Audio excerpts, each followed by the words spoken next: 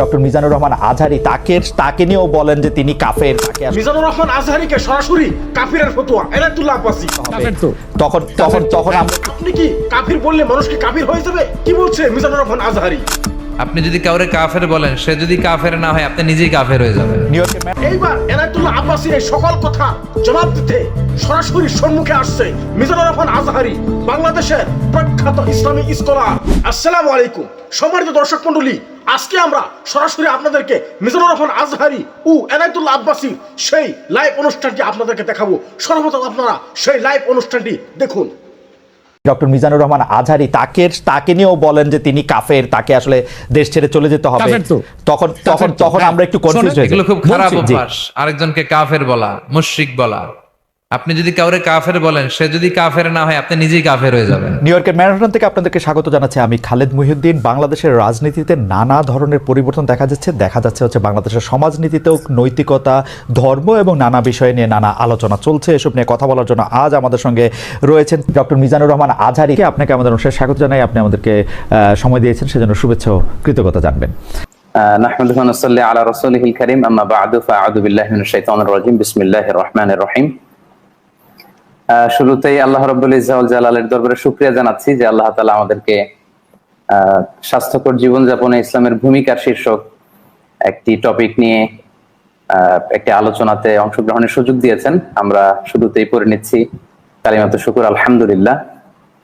আমাদের সাথে আরও থাকছে তাহরিকে খতমে নবুয়ত বাংলাদেশের আমির জনাব আল্লামা মুফতি ডক্টর সাইয়েদ মোহাম্মদ এনায়েতুল্লাহ আব্বাসী ও সিদ্দিকী। ডক্টর আব্বাসী, আপনাকে আমাদের অনুষ্ঠানে স্বাগত জানাই। আপনি আমাদেরকে সময় দিয়েছেন, সেজন্য আমাদের কৃতজ্ঞতা এবং শুভেচ্ছা জানাবেন। ধন্যবাদ, আপনাকেও স্বাগত জানাচ্ছি এবং দর্শক মন্ডলী যারা আছেন তাদেরকেও অভিনন্দন জ্ঞাপন করছি। Thank you so much. আমি প্রথমেই আপনার কাছে যে বিষয়টি জানতে চাই, আমাদের অনেকগুলি প্রশ্ন রয়েছে, আমরা আপনার কাছ থেকে অনেক কিছু বুঝে নিতে চাই, অনেক কিছুর ইয়াও দিতে চাই। আপনার যদি কোনো প্রশ্ন আপত্তি থাকে আপনি সেটা জানাতে পারেন এবং আপনি উত্তর নাও দিতে পারেন। তো আমরা প্রথমেই আপনার থেকে শুরু করি। আপনি যখন আরেকজন ইসলামিক ক্লেরিক, আমরা নাম বলতে পারি ডক্টর মিজানুর রহমান আজহারি, তাকে নিয়েও বলেন যে তিনি কাফের, তাকে আসলে দেশ ছেড়ে চলে যেতে হবে, তখন আমরা একটু কনফিউজ হয়ে যাই। বলছি জি না, কনফিউজ হবেন কেন? আপনি যার কথা বলেছেন সে কি বলেছিল আপনি দেখেছেন তার বক্তব্যগুলো? আমি দেখেছি, কিন্তু তার শোনেন কথা শোনেন। জি, তাকে বলুন, সে তো আমার ছাত্র, তাকে জিজ্ঞেস করুন। 2007 সালে সে আমার থেকে সবক নিয়েছে দারুন রাজাত মাদ্রাসায়। আমি তার টিচার, আমি তার শিক্ষক, এবং তার শিক্ষকরা আমাকে শিক্ষক মানে। অতএব সে যদি, দেখুন আপনাকে পিছন থেকেই বলতে হচ্ছে, আপনি সময় দিতে হবে আমাকে। আপনি কিন্তু বসে আছেন একা, আমার কিন্তু কয়েক হাজার লোক বসে আছে আমার অপেক্ষায়। একটা শিডিউল প্রোগ্রাম আমি রেখে বসেছি আপনার এখানে। যেহেতু আপনার মাধ্যমে আমার মেসেজটা আমি অনেকের কাছে পৌঁছাতে পারবো। আপনি যে ব্যক্তির নাম নিয়েছেন, তাকে আপনি কি দিয়ে তাকে স্কলার বলবেন? লক্ষ লক্ষ লোক হলে স্কলার হয়? এটা কোনো কথা নয়। দ্বিতীয় কথা হচ্ছে, সে মুফতি নয়, ফতুয়া দেবার অধিকার রাখে মুফতি। স্কলার হওয়া এক জিনিস, ওয়াইজ হওয়া এক জিনিস, মুফতি হওয়া আরেক জিনিস। মানে আমার কথা হচ্ছে, আমি কি গ্র্যান্ড মুফতি বাংলাদেশে? তা আমি বলছি না, এটা বলার অথরিটি আমার নেই, কিন্তু আমার ফতুয়াতে কলম বসাবার মতো 10টা মুফতি আপনি বের করে দেন। এখন অন্য মুফতিরা বলছে না কেন, সেটা একটা সাহসিকতার বিষয় আছে, সেটা আরো কোনো তাদের প্রতিবন্ধকতা থাকতে পারে। যেমন আপনি দেখেছেন আওয়ামী শাসনের সময় দেশের অনেক বড় বড় আলেম শেখ হাসিনার দালালি করেছে, তো তারা কি এমন কোন ফতোয়া দিবে যে সরকার বেকায়দায় পড়ে?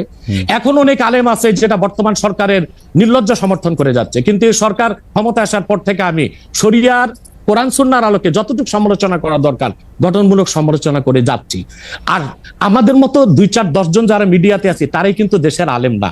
হাজার হাজার আলেম ওলামা, পীর মাশায়েখ নীরবে নিভৃতে নির্জনে ইসলামের খেদমত করে যাচ্ছে, তাদের মতামতটাও দেখতে হবে। এখন যারা ফ্রন্টে চলে এসেছে, মিডিয়াতে চলে এসে সেলিব্রিটি হয়ে গেছে, তারাই কি বললো সেটা দেখার বিষয় না। এখানে তো যদি আপনি একটা প্রশ্ন আনেন যে আসলে শাতিমকে ক্ষমা পেতে পারে কিনা, বা রাষ্ট্র যদি শাতিমকে পৃষ্ঠপোষকতা দেয়, তার শাস্তি নির্ধারণ না করে, তাহলে কোনো জনগণ বিচারটা হাতে করতে পারবে কিনা? আপনি দেখুন, পৃথিবীতে যত অভ্যুত্থান ও বিপ্লব হয়েছে, জনগণ আইনকে হাতে তুলে নিয়েছে। আপনি 5ই আগস্ট দেখেন, বাংলাদেশে রাষ্ট্র ক্ষমতা যে এসেছে বর্তমান সরকার, এটা গণতান্ত্রিক পদ্ধতিতে হয় নাই, ছাত্র জনতা আইনকে হাতে তুলে নিয়েছিল। এই বিপ্লবকে আপনি অবৈধ বলবেন?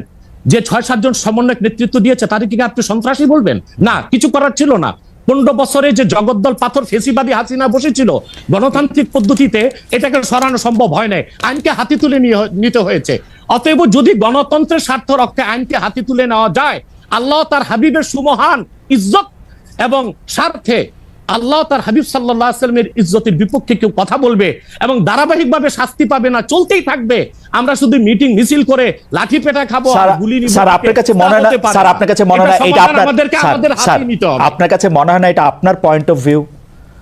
বিকজ আপনি যা বলছেন, হ্যাঁ আপনি এটা ঠিক যে আপনি তো একজন স্কলার, শিক্ষক, পড়াচ্ছেন এবং আপনি গ্র্যান্ড মুফতি না হলেও একজন মুফতি, কিন্তু আমরা ধরেন আমি এখন কথা বললাম হচ্ছে যে বাংলাদেশে কিন্তু এইটাও প্রচলিত যে যারা বলতেছে যে তারা আসলে যা কিছু পরীক্ষিত হাদিস নয়, যা কিছু পরীক্ষিতভাবে কোরআনের ফয়সালা নয়, তারা তা মানতে চান না। ধরা যাক ঈদে মিলাদুন্নবী সম্পর্কে তাদের একটা বয়ান আছে, তাদের আরও অনেক কিছু নিয়ে তাদের একটা বয়ান আছে। তাদের মধ্যে থেকেও কেউ কেউ আছেন যারা মক্কা মদিনায় বড় বড় জায়গায় আলেমের কাজ করতেছেন। আমি আব্দুর রাজ্জাক বিন ইউসুফের কথা বলতে পারি, আরও আপনি জানেন কাদের কথা আমি বলতে চাই। তাদের কেউ কেউ মনে করেন আপনার পথ তো আসলে ঠিক না। এক, দুই হচ্ছে আপনি যার কথা যেভাবে বলতেছেন যে ধরেন মিজানুর রহমান আজহারী কি আসলে একজন স্কলার কিনা। এখন কেউ কেউ তো এই প্রশ্ন তুলেছেন যে জনাব এনায়েতুল্লাহ আব্বাসীও যথেষ্ট পরিমাণে এই জায়গায় আছেন কিনা। সেজন্য আমি জানতে চাইতেছিলাম যে আপনি যখন আইন হাতে তুলে নেওয়ার কথা বলেন স্যার, সেইটা কি আপনি কিভাবে তার যোগ্য এবং আপনি ছাড়া আর কে আছেন এটার মধ্যে যোগ্যতার জায়গায় আর কি? আমি এখন বলছি, আমি মনে করি আমি গ্র্যান্ড মুফতি বাংলাদেশের। আচ্ছা, আপনি মনে করছেন আপনি গ্র্যান্ড মুফতি? ওকে, এবং এটা আমি চ্যালেঞ্জের ওকে ওকে আমার ফতুয়ার বিপক্ষে আমি শোনেন, আমার ফতুয়ার বিপক্ষে যে যাচ্ছে তাকে আমার সাথে বসান, আপনার প্ল্যাটফর্মে বসান। এক, দ্বিতীয় কথা হচ্ছে ঈদে মিলাদুন্নবী নিয়ে যে আপনি প্রশ্ন করেছেন, ঈদে মিলাদুন্নবী সাল্লাল্লাহু আলাইহি ওয়াসাল্লাম নিয়ে অনেক ডিবেট হয়েছে এবং ঈদে মিলাদুন্নবীর পক্ষে যারা, তারাই বিজয়ী হয়েছে। আর বাংলাদেশে ওলামায়ে দেওবন্দের একটা বিরাট অংশ যারা মূল ধারার, তারা কিন্তু ঈদে মিলাদুন্নবী নিয়ে কখনো বিরোধিতা করে না। কিছুমাত্র স্কলার আছেন যারা কোনোভাবে পারসেজ হয়ে আছেন, তারাই ঈদে মিলাদুন্নবীর বিরোধিতা করে। আমরা বলি মিলাদ যার সিরাত নার তার, মিলাদুন নবী সাল্লাল্লাহু আলাইহি ওয়াসাল্লাম ব্যানারও মাহফিল হতে পারে, সিরাতুন নবী সাল্লাল্লাহু আলাইহি ওয়াসাল্লাম ব্যানারও মাহফিল হতে পারে। এবং আপনি শুনেছেন আজকে 4 বছর যাবত সৌদি সরকার উচ্চ ওলামা পরিষদ ফতোয়া দিয়েছে যে ঈদে মিলাদুন্নবী উপলক্ষে মাহফিল সৌদি আরবে হবে এবং 12 রবিউল আউয়াল তারা রাষ্ট্রীয় ছুটি ঘোষণা করে রেখেছে। এবং বাংলাদেশে বর্তমান সরকারও যথেষ্ট আলেম ওলামা আছেন যারা কওমি ঘরানার এবং দেওবন্দ ঘরানার, যাদেরকে আমরা আহলে হক মনে করে থাকি এবং আমরা মনে করি জৌনপুর, ফুরফুরা, সারসিনা, আহলে সুন্নাত, আহলে হক একই ধারাতেই চলে আসছে। তারাও কিন্তু ইসলামিক ফাউন্ডেশনের দায়িত্বে আছে এবং তারা কিন্তু এবারও ঈদে মিলাদুন্নবী ব্যানারে প্রোগ্রাম করেছে এবং আমি সেখানে অংশগ্রহণ করেছিলাম একদিন। অতএব বিচ্ছিন্নভাবে কে কি ঈদে মিলাদুন্নবীর বিরোধিতা করলো, আব্দুর রাজ্জাক সাহেবের নাম বলেছেন, ওনাকেই বসান আমার সাথে কথা বলি, সংলাপ হতে তো কোনো দোষ নাই। ওকে, বা আপনি আরো যাদের কথা বলেছেন আচ্ছা তাদেরকে বসান আমাদের সাথে। আচ্ছা, আমার এখানে একটা সম্পূরক জাস্ট প্রশ্ন আছে আইনের ব্যাপারে। যেহেতু তেহরিকে খতমে নবুয়তের শাখা যুক্তরাজ্যেও আছে, এখানেও আছে, আপনি একইভাবে এই কথা বা ভারতের পশ্চিমবঙ্গের কথা বলেছেন, এইখানে যেটা বলছেন সেটা কি যুক্তরাজ্য এবং ভারতের পশ্চিমবঙ্গের জন্য প্রযোজ্য? যুক্তরাজ্যেও যদি কেউ এই ধরনের কথা বলে তাকেও কি আপনি এরকম একটা কথা বলবেন বা বলতে পারবেন? জি জি বলবো। আমি যুক্তরাজ্যে যে সাফার করে এসেছি সেটা শোনেন আগে। 2 বছর আগে আমি যুক্তরাজ্যে গিয়েছিলাম। আমার 7টা প্রোগ্রাম ছিল। 4টা প্রোগ্রাম করতে পেরেছি, 3টা প্রোগ্রাম আমি করতে পারিনি। এবং সেখানে আমার বিরোধিতা করেছিল নাইজেল ফারাজ।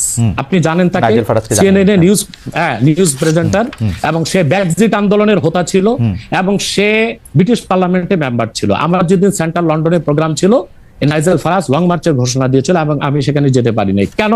নাইজেল ফারাজ 23টা প্রতিবেদন করেছিল আমার বিপক্ষে, তার মধ্যে উল্লেখযোগ্য ছিল যে আমি মুরতাদের শাস্তি মৃত্যুদণ্ড চাই।